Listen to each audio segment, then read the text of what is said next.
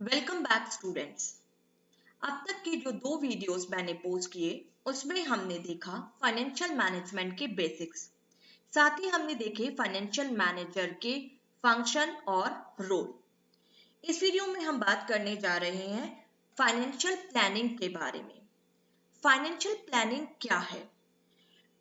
देखिए, जैसे ही बिजनेस का एस्टैब्लिशमेंट होता है, जैसे ही बिजनेस शुरू होता है, उसी के साथ फाइनेंशियल प्लानिंग का जो वर्क होता है वो स्टार्ट हो जाता है। क्योंकि किसी भी व्यवसाय की सफलता के लिए सबसे इम्पोर्टेंट जो होता है वो होता है फाइनेंस। और फाइनेंस की अगर प्रॉपर प्लानिंग हो तो उस संस्था का एवं आकार बढ़ता रहता है एवं उसे गति मिलती रहती है। किसी भी ऑर्गेनाइजेशन को पावर प्रोवाइड करने के लिए, किसी भी संस्था के को एक्सपेंशन प्रोवाइड करने के लिए फाइनेंशियल प्लानिंग प्रॉपर हो, ये बहुत इंपॉर्टेंट होता है। Financial planning is a task of determining how a business will afford to achieve its strategic goals and objectives. Financial planning ही है जो ये निर्धारित करता है कि कोई भी ऑर्गेनाइजेशन अपने स्ट्रैटेजिक गोल्स को और ऑब्जेक्टिव्स को कैसे अचीव करेगी। यूजुअली कंपनीज जैसे ही अपना विजन और ऑब्जेक्टिव सेट करती है, वैसे ही कंपनी की फाइनेंशियल प्लान बनना शुरू हो जाते हैं। फाइनेंशियल प्लानिंग कोई भी कंपनी या कोई इंडिविजुअल अपने आप से भी कर सकता है और साथ ही साथ वो प्रोफेशनल पर्संस की भी हेल्प ले सकता है। अब हम बात करते हैं फाइनेंशियल प्लानिंग के स्कोप और उसके एलिमेंट्स। हम स्कोप की बात करें या एलिमेंट्स की बात करें, बात एक ही है। यहाँ आप देख सकते हैं कि हमारे सामने 3 एलिमेंट्स हैं जो फाइनेंशियल प्लानिंग के इंपॉर्टेंट एलिमेंट्स माने जाते हैं। Determination of financial objectives, formulation of financial policies and developing financial procedure.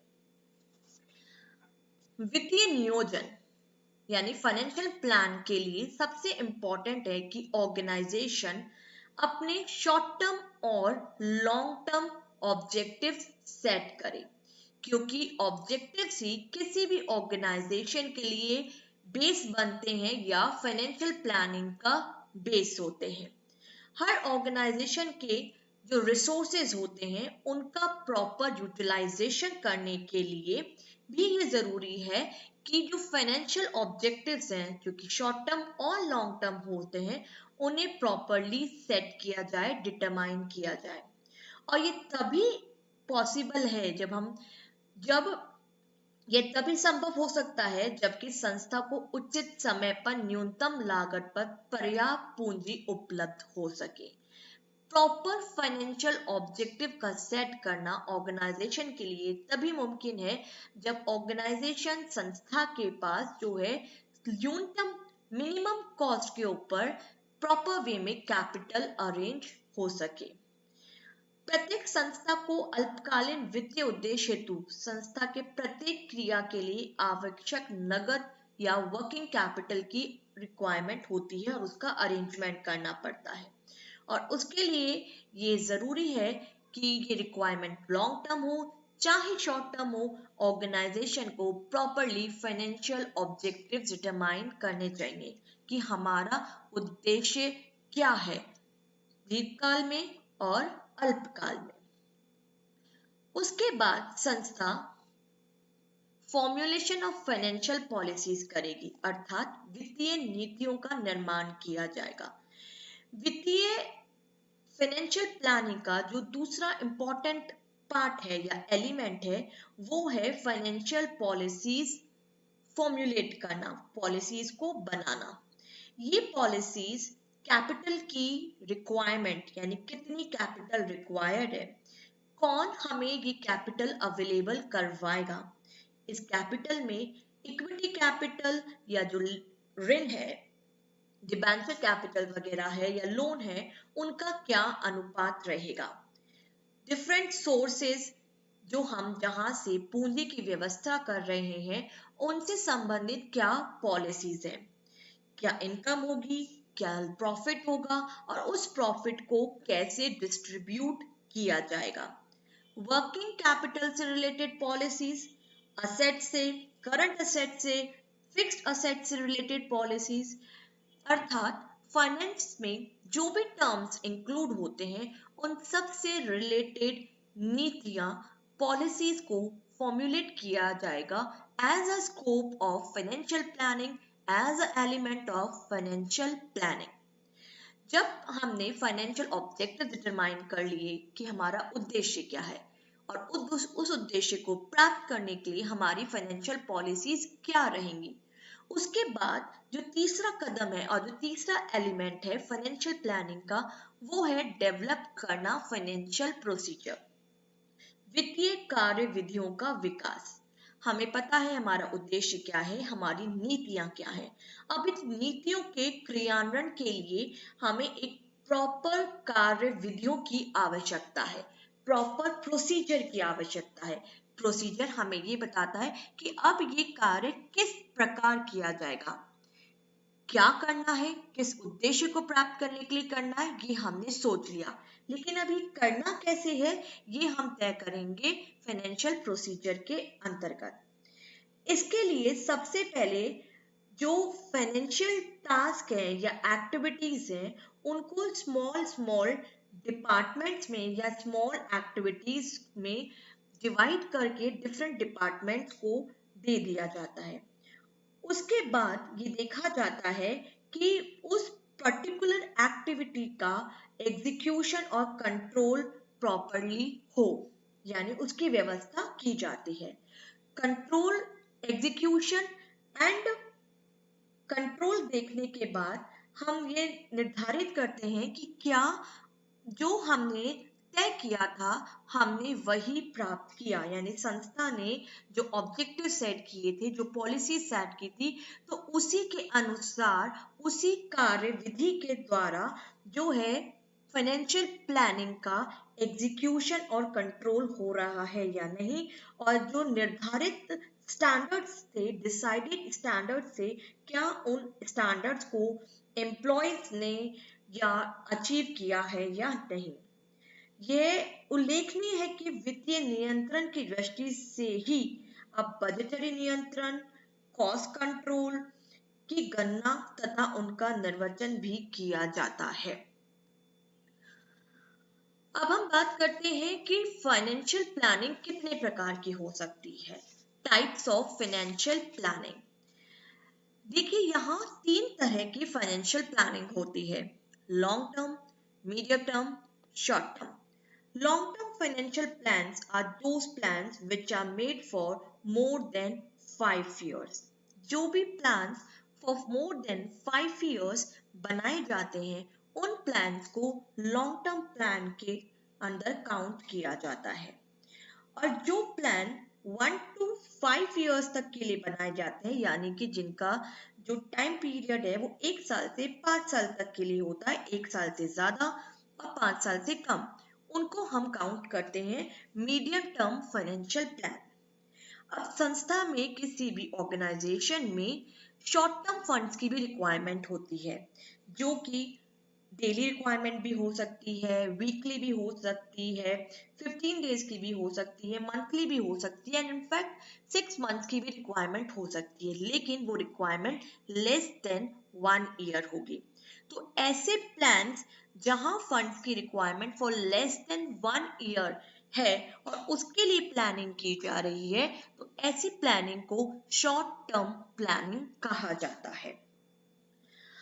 Next है इम्पोर्टेंस फाइनेंशियल प्लानिंग, यानी प्लानिंग की और वो भी फाइनेंस के टर्म में क्यों आवश्यकता है, उसकी क्या उपयोगिता है या उसका क्या महत्व है। पहले पॉइंट से देखते हैं सक्सेसफुल प्रमोशन ऑफ बिजनेस, व्यवसाय का सफल प्रवर्तन।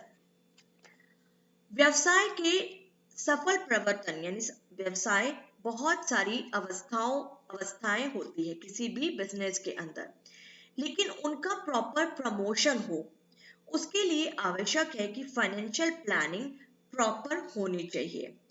अगर किसी भी अवस्था पे वित्त की कमी अनुभव की जाए तो व्यवसाय का जो प्रमोशन है वो रुक जाता है, उसको असर होता है।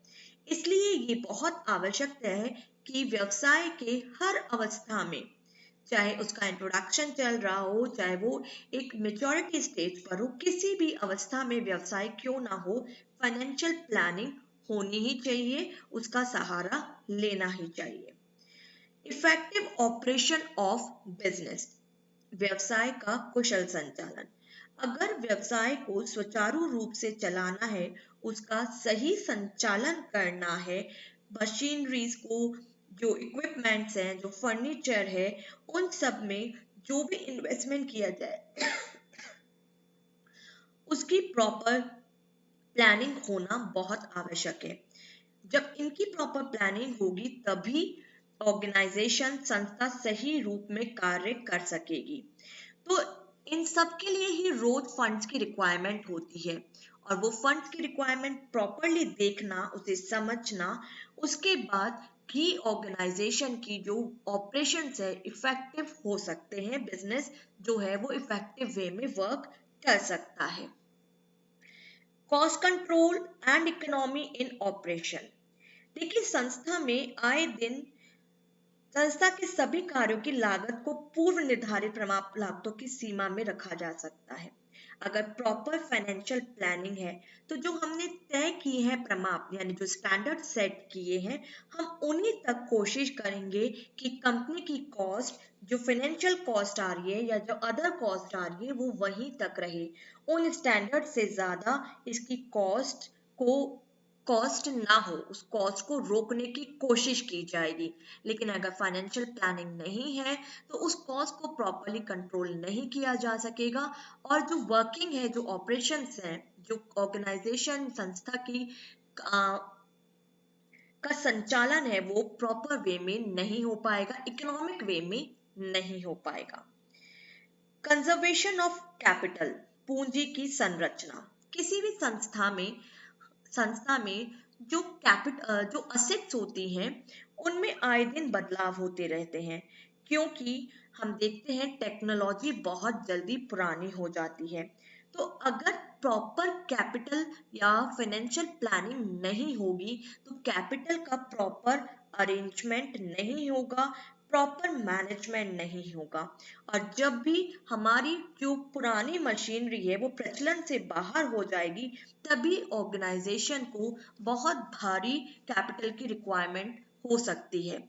उस कैपिटल की रिक्वायरमेंट को प्रॉपरली मैनेज करने के लिए, कंजर्व करने के लिए, उसे संरक्षण देने के लिए ये आवश्यक है कि फाइनेंशियल प्लानिंग प्रॉपर होनी चाहिए। Expansion and development of business, व्यवसाय का विस्तार एवं विकास। ये बिल्कुल क्लियर है कि अगर किसी भी संस्था को विकास करना है, एक्सपेंशन करना है, तो उस संस्था के लिए ये आवश्यक है कि उसकी फाइनेंशियल प्लानिंग प्रॉपर हो। चेंजेस इन प्राइस लेवल, पर्याप्त मूल्य स्तर में परिवर्तन। जैसे ही बाहर बदलाव होते हैं, सबसे पहला उनका प्रभाव जो पड़ता है वो मूल्यों पर पड़ता है। तो वो मूल्यों में जैसे ही बदलाव होता है, संस्था पर भी बदलाव पड़ेगा।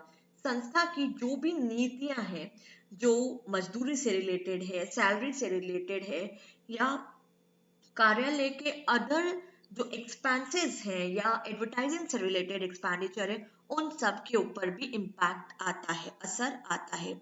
तो चेंजेस इन प्राइस लेवल का इम्पैक्ट हम संस्था के जो डिफरेंट पार्ट्स हैं, डिफरेंट जो सेक्टर, डिफरेंट जो एरियाज हैं, वहां हम उसके बदलाव के इम्पैक्ट को महसूस कर सकते हैं। और अगर हमारी फाइनेंशियल प्लानिंग प्रॉपर हुई तो प्राइस में जो चेंजेस हो रहे हैं उनके इम्पैक्ट से हम संस्था को उभार पाएंगे। लिक्विडिटी मेंटेन करने के लिए पर्याप्त तरलता, क्योंकि चाहे विस्तार की स्थिति हो, चाहे प्रतिस्पर्धा का वातावरण हो, ऑर्गेनाइजेशन को, संस्था को हमेशा जो है, कुछ फर्म को डेली, जिसे कह सकते हैं, एक तरल रूप में वित्त की आवश्यकता पड़ती ही है, और इसकी व्यवस्था को सही बनाए रखने के लिए फाइनेंशियल प्लानिंग का होना बहुत जरूरी है। Availability of capital at minimum cost, न्यूनतम लागत पर पूंजी की उपलब्धता। संस्था को मिनिमम कॉस्ट पर, कम से कम कॉस्ट पर कैपिटल मिल सके, यानी संस्था के लिए फाइनेंस मिल सके, वो देखने के लिए भी फाइनेंस के लिए प्लानिंग, नियोजन की आवश्यकता पड़ती है। Proper combination of sources of finance, वित्तीय स्रोतों का उचित संयोजन। संस्था के पास बहुत प्रकार के स्रोत हो सकते हैं, जैसे अंश, ऋण, ऋण पत्र, वित्तीय संस्थाएं या फॉरेन वित्तीय संस्थाएं। लीजिंग भी उसके पास एक ऑप्शन होता है, लेकिन इनमें से सबकी इन सबकी जो लागत होती है, हर फाइनेंशियल रिसोर्स की, सोर्स की जो लागत है वो भिन्न भिन्न होती है, अलग अलग होती है। अब हमारी संस्था के लिए, हमारी ऑर्गेनाइजेशन के लिए कौन से सोर्सेज प्रॉपर रहेंगे, उनका प्रॉपर कॉम्बिनेशन क्या होगा, ये देखना कि हम कितनी कॉस्ट बियर कर सकते हैं, ये सब तय करना फाइनेंशियल प्लानिंग का के अंतर्गत ही आता है। Last point, coordination in various activities. संस्था में जितनी भी एक्टिविटीज हैं उनमें प्रॉपर कोऑर्डिनेशन हो, उनको प्रॉपरली आगे मूव किया जा सके, उन एक्टिविटीज, उन क्रियाओं में समन्वय स्थापित करने के लिए, चाहे जितनी भी क्रियाएं संस्था में हो रही है उनमें समन्वय, कोऑर्डिनेशन एस्टैब्लिश करने के लिए भी आवश्यक है कि फाइनेंशियल प्लानिंग प्रॉपर होने चाहिए। धन्यवाद।